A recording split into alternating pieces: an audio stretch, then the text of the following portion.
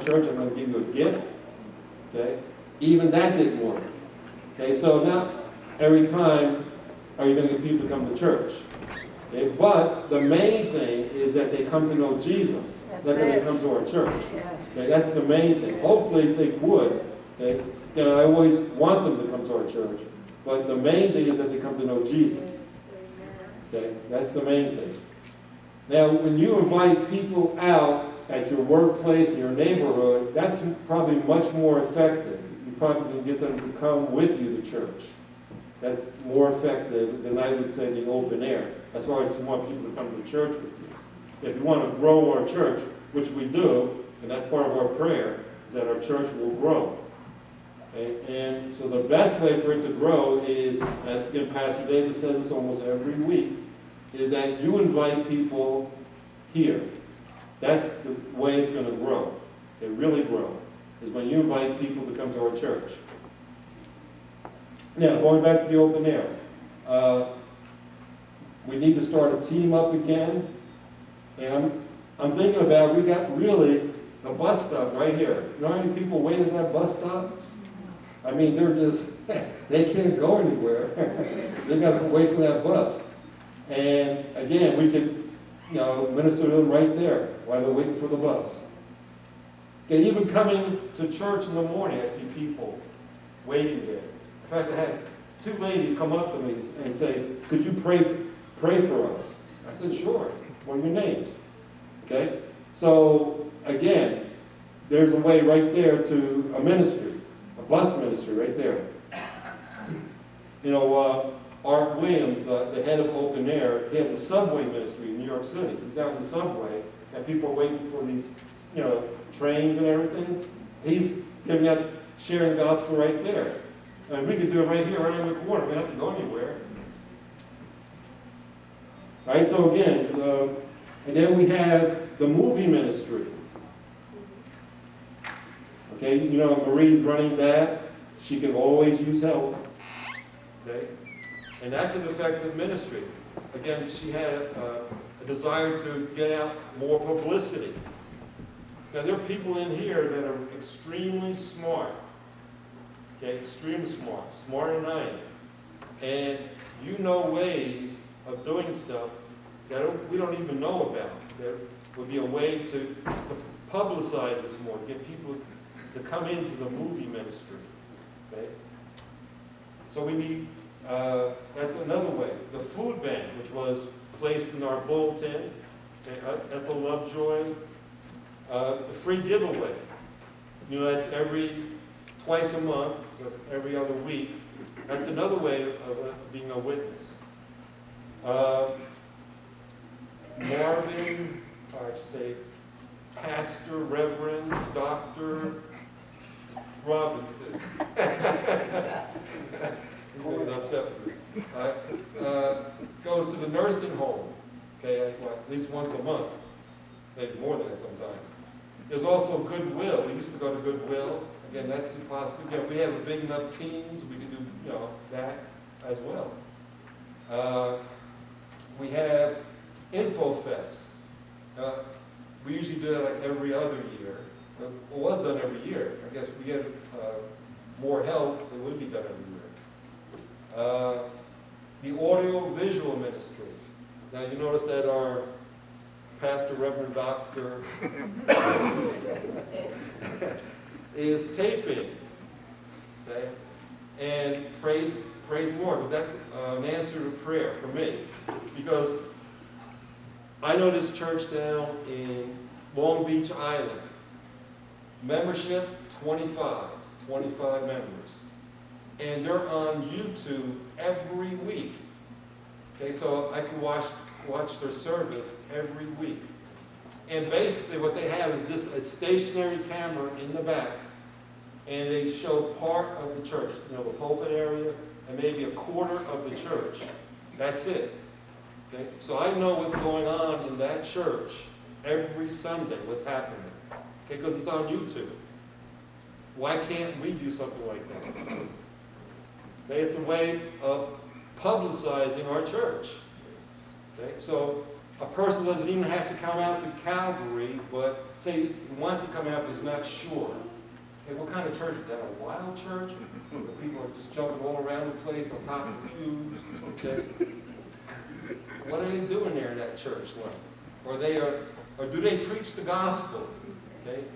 Maybe they're preaching something else. So they don't know about, and they're afraid to come into our church. But if they see the church on YouTube, okay, they say, I like that. I'm going to come out. Okay? So that's a way for people that are kind of scary of finding out, because they don't want to walk out of the service. They say, this is not for me. Okay? So again, I've been to churches like that. I said, let me try out this church. This is when I went away from Calvary for about 20 years.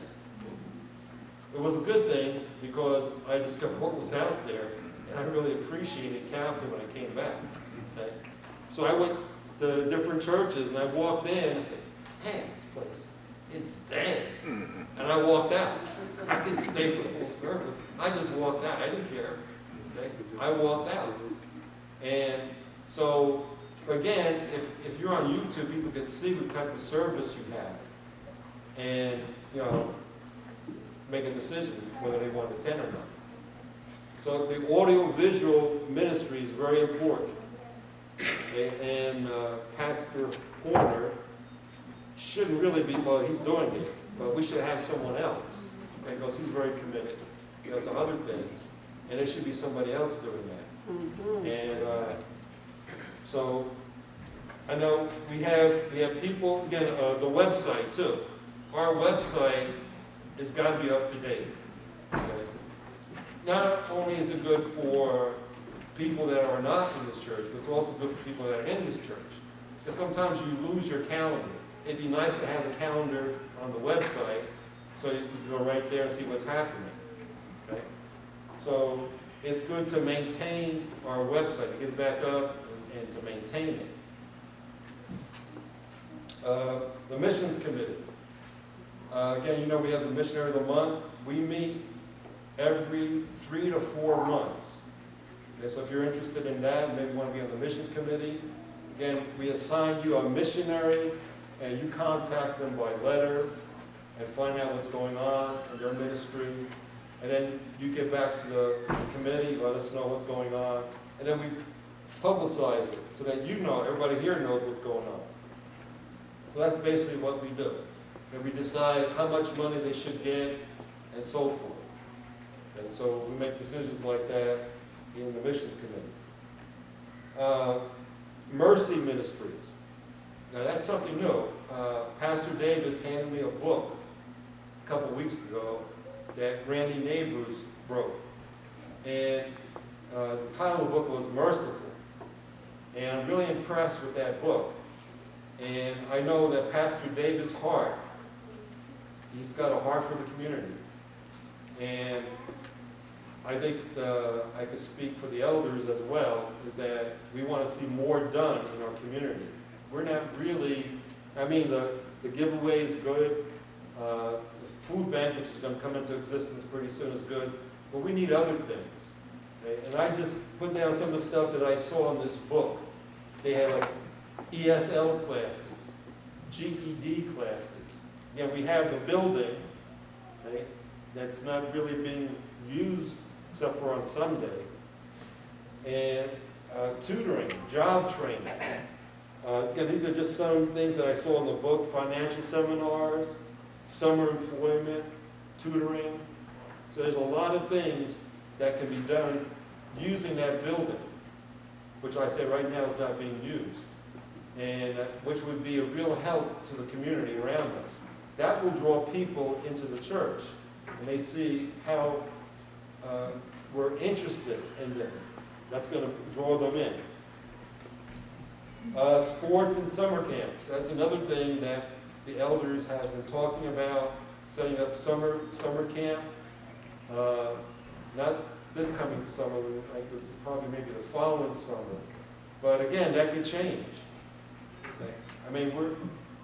We would love to start this summer if possible, if possible. Evangelism committee. We meet again about every 3 to 4 months. We haven't met in a long time. I want to start that back up again. But the evangelism committee deals with is basically all those ministries that are above there. Okay? So we find out what's going on, maybe we can offer suggestions, whatever, help. So that's what the evangelism committee does. The Salt and Light committee. This is something that's not in existence yet, but it would be a good thing that if it came into existence. The Salt and Light committee deals with what's going on in government. How is government impacting society? Okay? And there are some things that they're doing that has a negative effect on society. And we, as Christians, need to stand up and say something. Okay? We need to speak up when there's injustice. And so that's what this committee would deal with. Would have people signing petitions that would go to our senators and so forth, representatives, saying that we're against this here, what they're doing, or we're for this thing. Not always against, but some things that we'll be for. Okay? So we would let our representatives know how we feel. That's important. You'd be surprised, even like 20 responses that they get from people can sway them how they're going to vote. Okay? I had a sermon going back 2 years ago that I spoke on this. So these are just different things or ways of evangelizing. Now, if you open up the entire insert, you see that I have a response sheet. And you've heard the message. How are you going to respond? Again, you all have to evangelize. All of us. You have no other choice. God gives you no other choice. That we must evangelize. Now, you can do personal evangelism. Great. You're called to do that. But there's other things, other ministries in our church that also deal with evangelism. Are you interested in any of those that I've mentioned? So I have a check-off. Again, you can check off one or more, or you can say, well, I'm not sure what I want to do. I need to think about it. I need to pray about this. Fine, pray about it. And see how the Lord leads you. So, again, I have a place for your name. Oh, let me explain the audiovisual ministry. I have like a blank space there, so you can put down maybe you're interested in taping the services, or maybe you want to do maintaining the website. Okay? Then I have mercy ministries. You might be a teacher, maybe you're a retired teacher, or have taught classes in GED. I don't know about everybody in this room, okay? But you may have certain gifts that we could use to start up maybe a GED program that the community would love. I used to be at Irvington night school, adult school, and also the ESL classes. That place would be mobbed. We would have 400 students, and most of them are ESL. Okay? And again, this is a way also not only in helping them, but also presenting the gospel. And so there's a great need for ESL. I know, because even my brother-in-law does that on the side. He's retired, but he does that on the side. So, again, I don't know what you're thinking. I mean, the Lord wants everyone to be involved. Okay? And when the church becomes involved like that, it grows. And we want our church to grow. Again, if we doubled every year, we would need a new church. This church would be too small. Okay? Because after maybe 10 services on a weekend, we would need to go to another building. Okay? We would have to have services on Saturday, Sunday, Friday night. Okay? Now you're laughing. That's a strong possibility. Yes, it is. Okay? If you do your thing, okay, and invite people out, and then they in turn invite their friends out, and then it keeps on going down the line, this place will be mobbed. Okay? So we would need, like I said, a new facility probably. And of course, when that happens, more money's coming, because more money, more people are giving. Okay? And we're concerned about our property, you know. I mean, we could do a tremendous amount of stuff if those monies started coming in. Okay? Either we could renovate the parsonage over here, okay, or tear it down and build a bigger church. I don't know. Okay? Who knows what the Lord has in store for us? But again, He wants us to grow. Yes. Okay? And again, we have the associate pastors where we can grow. Okay? So it's not on Pastor Davis. It's on us, the associate pastors, and it's also on you. Okay? You're like the core. You're the core group.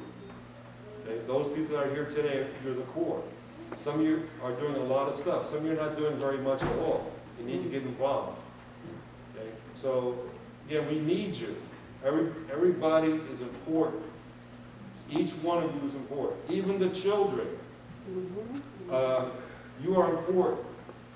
Those people those children that are in 7th grade, 8th grade, 9th grade, 10th, 11th, 12th. You know, that's how the conquerors grew.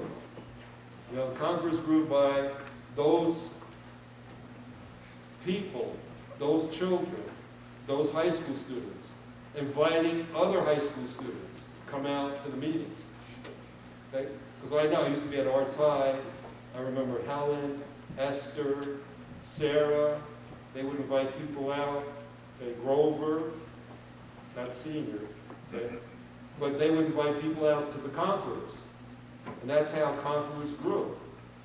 Okay? So, again, that's how our church is going to grow. And we invite people out. And again, this is a tremendous church. It's a loving church. That's what drew me here. It was your love. And when I came back, I missed that love. I wasn't getting it at other churches. Okay? But they offered some other stuff that we don't have. But they didn't have that strong love, which is, I think is the essential, is your love. That's what draws people and keeps people, is your love. So again, fill this out. If you're interested, again, you can contact me. I have my phone down there. Email. The best bet is email, because I'm out a lot. Okay? It's sometimes very hard to get hold of me. But email is no problem. You can always email me. If you want to call me, fine. If you have any questions, let me know. Email me or phone me. They see me after church today. But if you're ready to fill this out, okay, I want to have the ushers to collect it now. So if you're ready to fill it out and give it to the ushers, fine. Okay, if not, let me know during the week by contacting me. Give it to me next Sunday, whatever. Maybe you need more information before you can make your decision. Okay? Contact me. Any questions?